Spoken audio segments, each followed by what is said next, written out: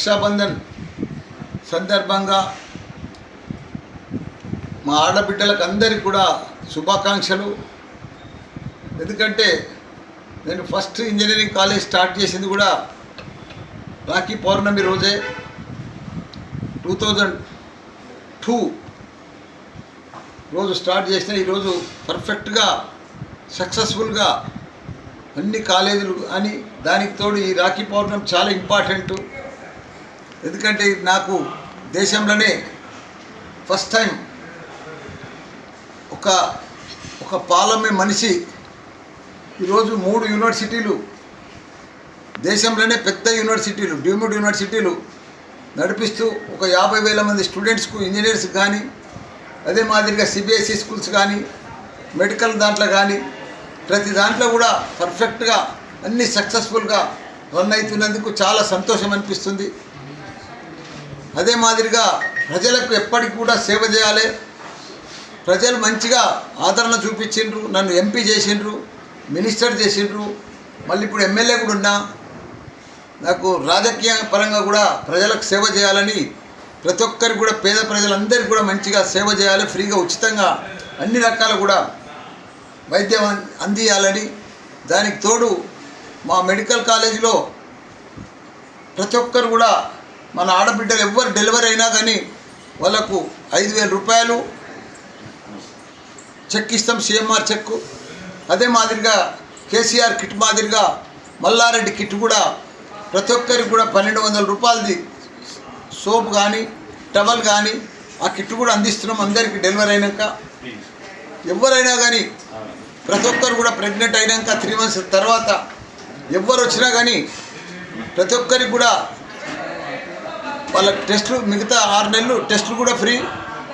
వాళ్ళందరికీ కూడా డెలివరీ మందులు ఫ్రీ, మళ్ళీ డెలివరీ కూడా ఫ్రీ. మళ్ళీ సిఎంఆర్ కిట్ కూడా ఇస్తాం, సిఎంఆర్ 5,000 రూపాయలు కూడా ఇస్తున్నాం. ఎందుకంటే అదొకటే, అది అదృష్టం అనుకో, భగవంతుడు కల్పించిండు అనుకో. ఇవాళ భారతదేశంలో వరల్డ్ క్లాస్ డాక్టర్లను తయారు చేయాలన్నా మా మల్లారెడ్డి హాస్పిటలే వస్తుంది.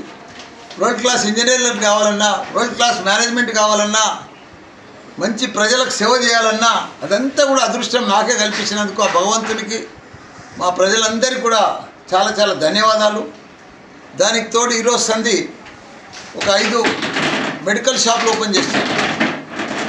వన్ హెల్త్ అని ప్రతి ఒక్కరికి తక్కువ రేటుకు రాష్ట్ర వ్యాప్తంగా కూడా అన్ని వన్ హెల్త్ మీద మెడికల్ షాప్స్ ఓపెన్ చేసి ప్రతి ఒక్కరికి అందుబాటులో కాస్ట్ మందులు ఉండేటట్టు వాళ్ళందరికీ కూడా అందుబాటులో తీసుకొస్తున్నాం వన్ హెల్త్ మీద. దానికి తోడు ఒక ఫస్ట్ ఫేజ్లో ఒక 50 అంబులెన్సులు కూడా 108 మాదిరిగా 50 అంబులెన్సులు వన్ హెల్త్ మీదనే అవి కూడా రిలీజ్ చేయబోతున్నాం తొందరగానే వన్ హెల్త్ మీదనే. ఎందుకంటే అందరికీ ఎక్కడ ఏ ప్రాబ్లం వచ్చినా ఆదుకునేటట్టు, సమయానికి వాళ్ళను హాస్పిటల్లో చేర్చేటట్టు ఇవన్నీ కూడా కావాలని. ఎందుకంటే భగవంతుడు మా పిల్లలను అందరినీ మంచిగా చూస్తున్నాడు, మంచిగా ఇచ్చాడు అందరికీ. మనం కూడా ప్రజలకు రిటర్న్ సేవ చేయాలి కదా. ఇప్పుడు నాది ఒకటి, నా అన్నీ కూడా భగవంతుడు అనుకున్న దానికంటే అన్ని ఇచ్చిండు.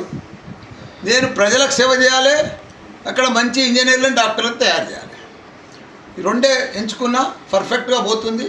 ఇంకా ముందు కూడా భారతదేశం అంతా కూడా డీమ్డ్ యూనివర్సిటీలు పెట్టాలనుకుంటున్నా.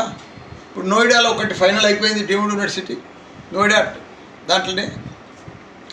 దాని తర్వాత లక్నోలో కూడా అక్కడ మన యోగి సీఎం గారు ఏఐ సిటీ తయారు చేస్తున్నాడు. ఏఐ మీద సిటీనే తయారు చేస్తున్నాడు. 10,000 కోట్లు ఖర్చు పెడుతున్నాడు ఏఐ సిటీ కోసం. దానికి తోడు 10 లక్షల మంది యువకులను తయారు చేయాలి, ఉద్యోగానికి మల్టీనేషనల్ కంపెనీలకు తగ్గట్టు తయారు చేయాలని చెప్పి ఏఐ సిటీ కూడా తయారు చేస్తున్నాడు. మాకు కూడా పిలుపు వచ్చింది, మేము కూడా మొన్న లక్నో కూడా పోయి వచ్చినాం. తొందరలో నెక్స్ట్ వీక్లో యోగి గారిని కలిసి అక్కడ కూడా ఒక 50 ఎకరాల పెద్ద డిజిటల్ హెల్త్ సిటీ పెడదామని అక్కడ కూడా, ఇక్కడ అయితే సూరారంలో పెట్టినామో అదే ప్లాన్ చేస్తున్నాం. అదే మాదిరిగా బీహార్లో కానీ, బెంగాల్లో కానీ, ఆంధ్రప్రదేశ్లో కానీ దేశవ్యాప్తంగా మెయిన్ సిటీలలో అన్నీ కూడా యూనివర్సిటీలు తెరుద్దామని ప్లాన్ చేసుకున్నాం. ఇదంతా కూడా రేపు 17 తారీఖు కూడా వైజాగ్ పోతున్నాం. కర్నూలులో కూడా ప్లాన్ చేస్తున్నాం. ఎందుకంటే అందరికీ వైద్యం అందియాలి, మంచి విద్యను అందియాలని తపనతోటి ఇవన్నీ కూడా ఓపెన్ చేస్తున్నాం. అందరికీ కూడా నమస్కారం.